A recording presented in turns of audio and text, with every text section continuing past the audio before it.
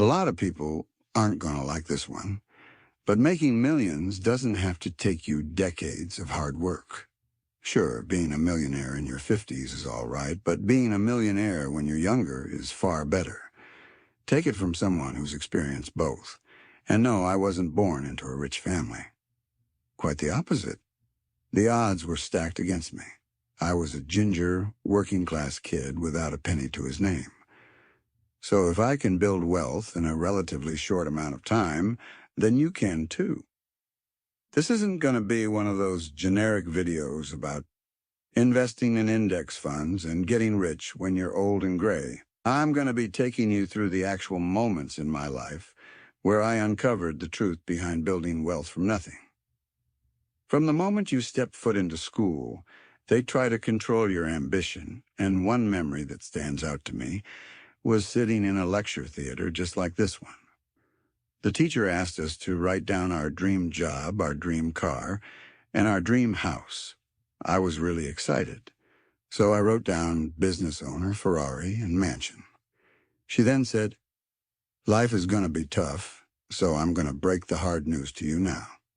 You're probably going to have none of those things, so be realistic and lower your expectations."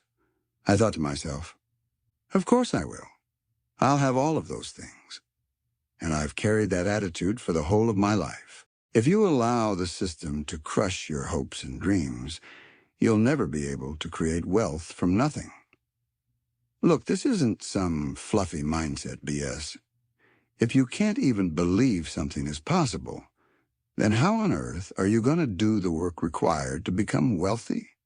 Most people give in to the pressure of being realistic and end up joining the crowd, and then they discourage the next generation from following their hopes and dreams.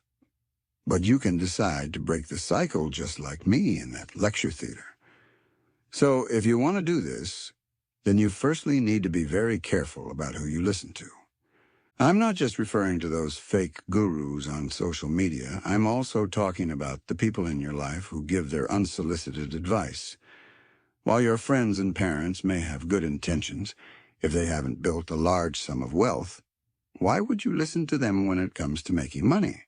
Secondly, you need to learn to think from multiple angles when trying to solve problems. Most people will come across an obstacle that they've been told is impossible for them to conquer and give up at the first sign of trouble. The more you let these kinds of challenges beat you, the harder it is to break out of the herd as you cement to yourself that you aren't good enough. Whenever I come across a challenge, I think of at least 10 different solutions and then decide on the best way forward. If one doesn't work, then I just try the next one and so on until I'm successful. Thirdly, you need to step outside your comfort zone. Look, if Harry Potter stayed in the cupboard under the stairs, then he would never have defeated Voldemort. Sorry for the spoilers, but it's so true. Putting yourself in challenging situations helps you grow and improve more than anything else I've ever experienced. When I first joined the workforce as a carpenter's apprentice, I was so excited. It was a job I really wanted to do, but unfortunately, the manager took a bit of a dislike to me, and he bullied me practically every day, giving me all the rubbish jobs. I didn't know what to do. I couldn't take any more. I came home that night, sat on my couch, and I looked around the room and thought to myself, what have I got to lose? I've got no child or wife to look after. I'm 20 years old. I've got to make this decision. Sure, I'm scared of quitting a job. Of course, you're scared, but I knew that was the best thing for me, so I quit the very next day. If you're young and have few responsibilities, it's a clear choice to take more risks to increase your income. Of course, I'm not suggesting you should go and invest all your money in crypto. The risks should be calculated. Looking back, I didn't realize at the time, but the biggest risk in my life would have been staying at that dead-end job. For me, increasing my income meant starting my own business. However, if this isn't for you, you could always start a side hustle or upgrade your job every couple of years. Studies have actually found that You're more likely to build wealth faster by job hopping rather than staying loyal to one company. However, if your goal is to build wealth as fast as possible and you decide to pick the employee route, then you need to choose a career that isn't dependent on how many hours you work, but on the results you achieve. Asterisk. After lots of hard work and many sleepless nights, I managed to open my model shop. It was a huge success. I was reinvesting all of my money in the business to help it grow that I didn't have time to think about investing.